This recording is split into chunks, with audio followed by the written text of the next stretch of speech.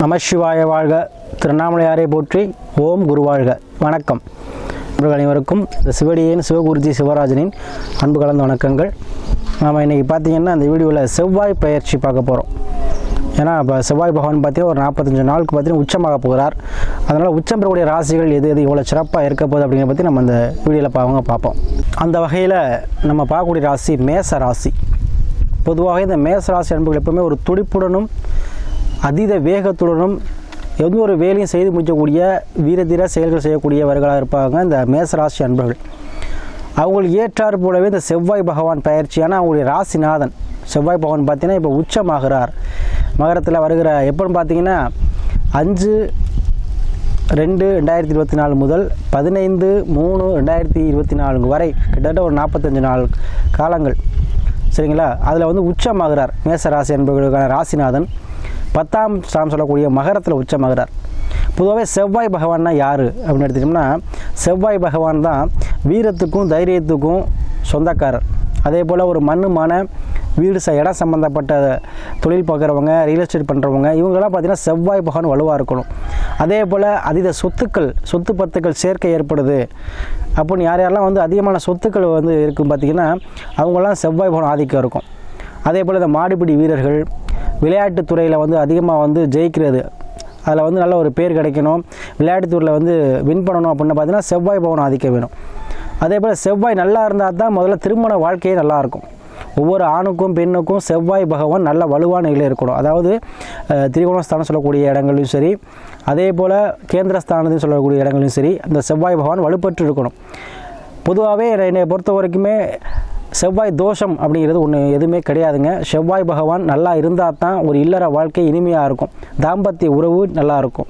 இல்லைனாவே பல பேருடைய வாழ்க்கையை நம்ம பார்க்குறோம், திருமண விஷயத்தில் பிரச்சனை வர்றதே காரணமே இந்த செவ்வாய் பகவான் வீக்காக இருக்கிறது தான்.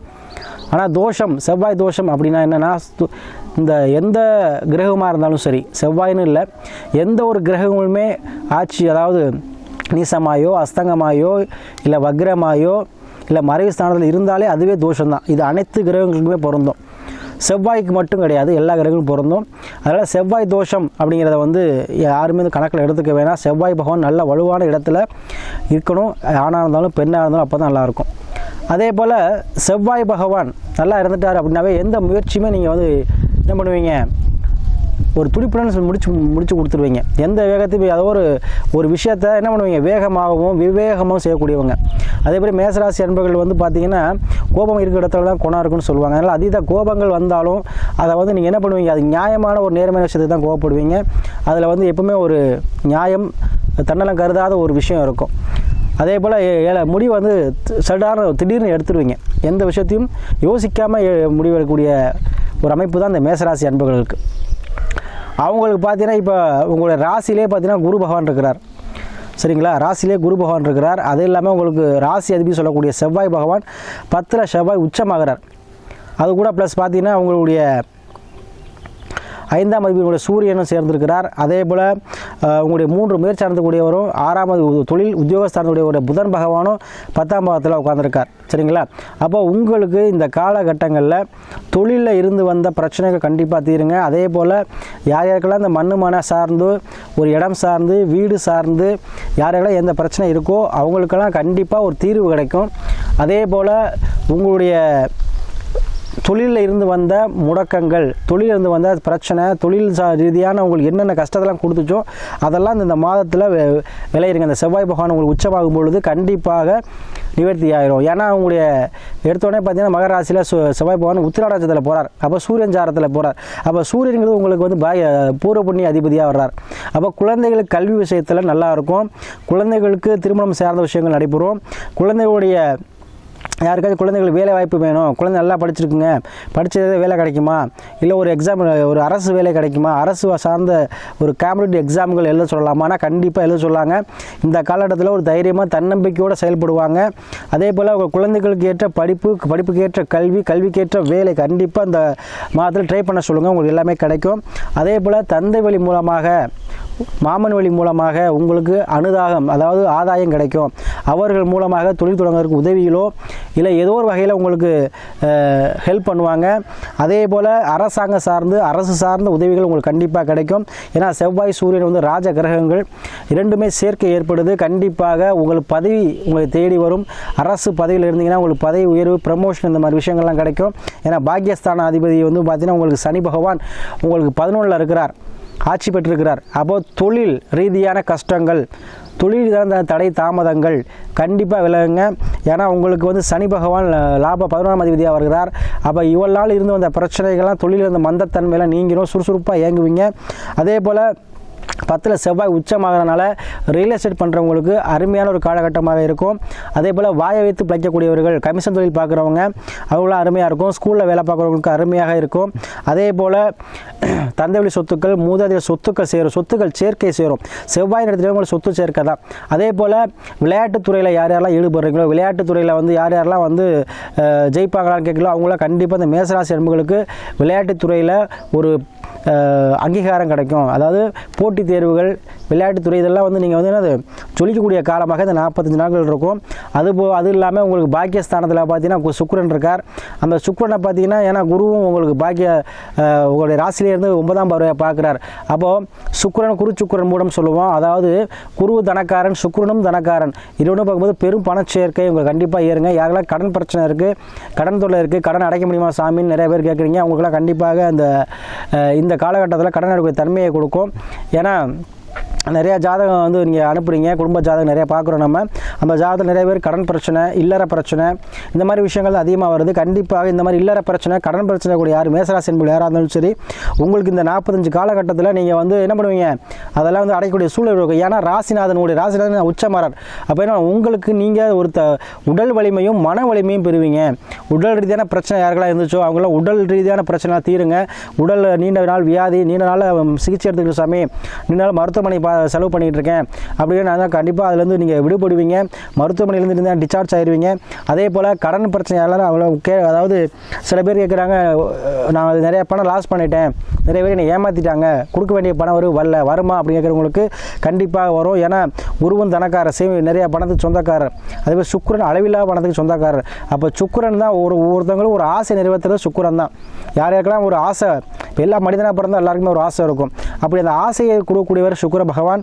அவர் அந்த ஆசையை நிவர்த்தி செய்யக்கூடியவர் சுக்கிர பகவான் தான். அப்போ ஏற்கனவே உங்களுக்கு தனக்காரன் சொல்லக்கூடிய குரு பகவான் ராசியில் இருக்கிறார், சுக்கிர பகவான் உங்களுக்கு பாக்கியஸ்தானத்தில் இருக்கார். அப்போ உங்களுக்கு ஊரில் மதிப்புமிக்க தலைவர்கள் மூலமாகவோ இல்லை ஒரு பெரிய மனிதர்கள் உங்களுக்கு உதவி பண்ணுவாங்க. அது மூலம் கடன் உங்களுக்கு அடையக்கூடிய சூழ்நிலை இருக்கும். பெரிய மனிதர்கள் உதவி உங்களுக்கு கிடைக்கும். அதேபோல் 12 ராகு இருக்கிறார்.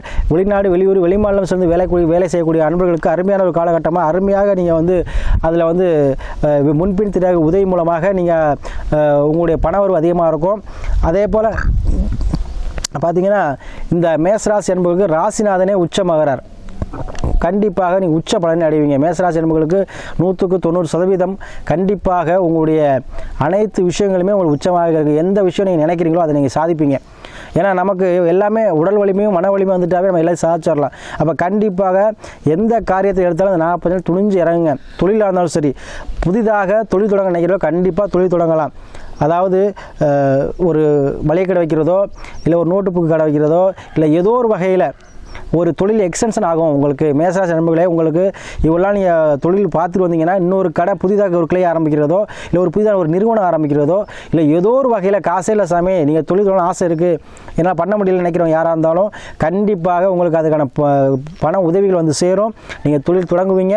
45 நாளில் உங்களுக்கு அனைத்து பாக்கியம் கிடைக்கும். ஏன்னா செவ்வாய் பகவான் பார்த்தீங்கன்னா உத்திராடம், திருவோணம், அவிட்டம். அப்போது கண்டிப்பாக இந்த 45 நாளில் உத்திராடம் போகும்போது உங்களை அரசு சார்ந்த துறையில் வேலை பார்க்குறவங்க, அரசு வேலை எதிர்பார்க்குறவங்க கரெக்டாக பார்த்தீங்கன்னா இந்த 17ஆம் தேதி வரைக்கும் உத்திர நட்சத்திரம் செல்வார். அந்த 17ஆம் தேதி வரைக்கும் கண்டிப்பாக உங்களுக்கு அரசு சம்மந்தப்பட்ட ஆதாயம் கிடைக்கும். அதுக்கப்புறம் பார்த்தீங்கன்னா 2/3/2024 வரைக்கும் பார்த்தீங்கன்னா திருவோணம் சந்திரசாரம். கண்டிப்பாக உங்களுக்கு இருந்து வந்த பிரச்சனை, உடல் ரீதியான பிரச்சனை, உடல் ரீதியான தொல்லைகள் நீங்கும். அதே போல் நீங்கள் எதிர்பார்த்த அளவுக்கு உங்களுக்கு தனவரவு கிடைக்கும். அதே போல் உங்களுடைய பார்ட்னர்ஷிப் உங்களுக்கு கண்டிப்பாக உங்களுக்கு பார்ட்னர்ஷிப் பெண்கள் வந்து அதிகமாக ஹெல்ப் பண்ணுவாங்க, பெண்கள் பார்ட்னர்ஷிப்பாக அமைவாங்க. அதே போல் பெண்கள் மூலமாக உங்களுக்கு ஆதாயம் கிடைக்கும். அதுக்கப்புறம் அவிட்ட சாணம் செல்றார், சுயசாரத்தை செல்லும்பொழுது கண்டிப்பாக மண்மனை யோகம் உங்களுக்கு ஏற்படும். நீ நினச்ச காரியம் எல்லாமே உங்களுக்கு வந்து கண்டிப்பாக கை கொடுங்க. ஏன்னா மேசராசி என்பர்களே உங்களுக்கு தான் இது செவ்வாய் உச்சமாகிறார். அப்போ சீருடை வேலை பார்க்க நினைக்கிறவங்க, யூனிஃபார்ம் போட்ட வேலை பார்க்கணும்னு நினைக்கிறவங்க, மிலிட்ரியில் வேலை பார்க்கணும்னு நினைக்கிறவங்க, ஒரு சமையல் கலைஞராக இருக்கக்கூடியவங்க, அதே போல் ஒரு மருத்துவத்தில் அறுவை சிகிச்சை நிபுணராக இருக்கக்கூடியவங்க, இந்த மாதிரி ஒரு துறையில் உள்ளவங்கெல்லாம் பார்த்தீங்கன்னா செவ்வாய் ஆதிக்கம் உள்ளவங்க.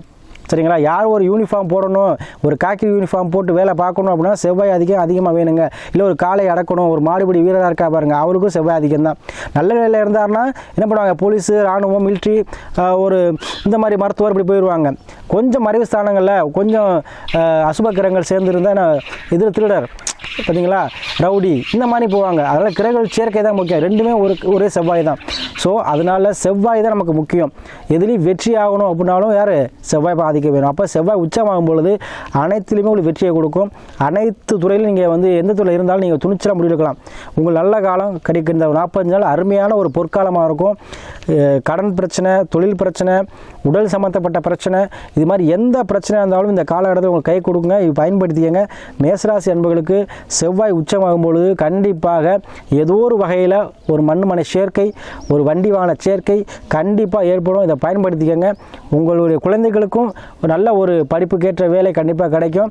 யாரெல்லாம் அரசு வேலை வேணும் அப்படிங்கிறீங்களோ அவங்களாம் கண்டிப்பாக அந்த காலகட்டத்தில் ட்ரை பண்ணுங்கள். உங்களுக்கு கண்டிப்பாக அரசு சம்மந்தப்பட்ட துறையிலையோ கண்டிப்பாக வேலை வாய்ப்பு கிடைக்கும். அதே போல் வேலை இல்லாதவர்களுக்கும் ட்ரை பண்ணுங்கள், கண்டிப்பாக வேலை வாய்ப்பு கிடைக்கும். சரிங்களா?